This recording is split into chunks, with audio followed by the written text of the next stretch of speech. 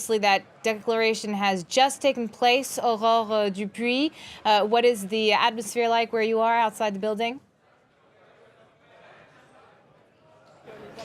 Well, protesters have been firing firecrackers outside and cheering because the results of the vote have finally been announced. From what we understand, 70 MPs voted yes for the independence, 10 voted no, and 2 abstained, and the rest of them, some of them, we're told a handful of MPs left the chamber to boycott the vote. But in all, 70, that's a majority at the Catalan parliament, which is made up of 135 MPs. So it means that Catalonia is declaring a unilateral declaration of independence, defying Madrid, which, as you know, is currently voting at the Senate, discussing at least the application of Article 155 in order to impose direct rule on Catalonia. So we will see what happens next. But Madrid had warned that there would be consequences for the declaration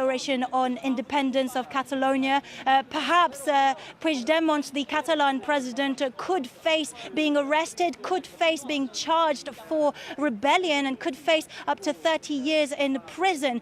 What we do know is that the hundreds of protesters who are in front of the parliament's gates have told us that they would try and protect Puigdemont. They said that they would back him until the end, until they get the independence. Some of them have even told us that they would form a human chain around the parliament. So we'll see how that goes throughout the afternoon. But we're certainly watching this with careful attention.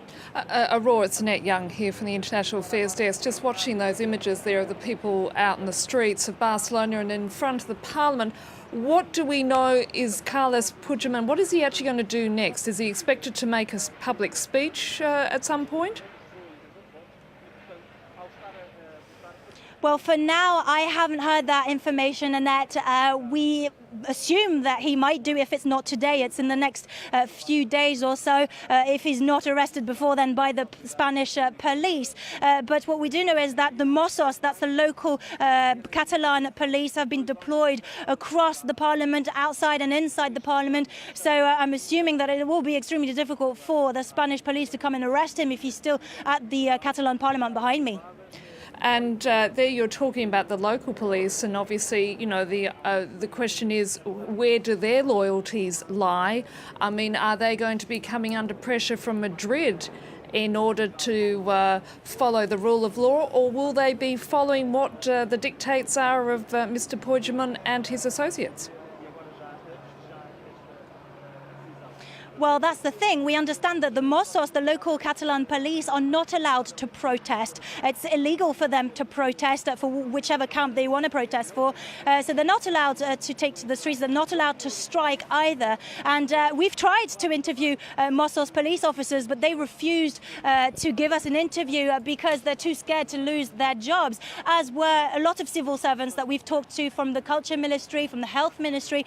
And actually, people at the Culture Ministry have signed a manifesto that's been published online in which it says that they would not obey to Madrid's orders, that they would only follow the Catalan president's orders, meaning Puigdemont. So it means civil disobedience.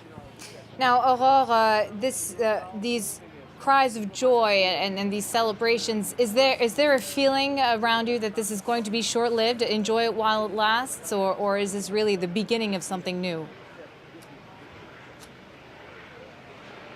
Well, this kind of identity and political crisis has never happened in the country since Spain has returned to democracy 40 years ago at the end of the Franco dictatorship.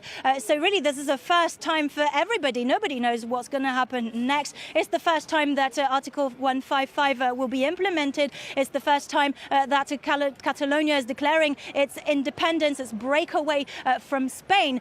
So what we do understand, though, is that Madrid is really outraged by what's going on in Catalonia at the moment. So we don't know how, to which extent they are going to apply Article 155.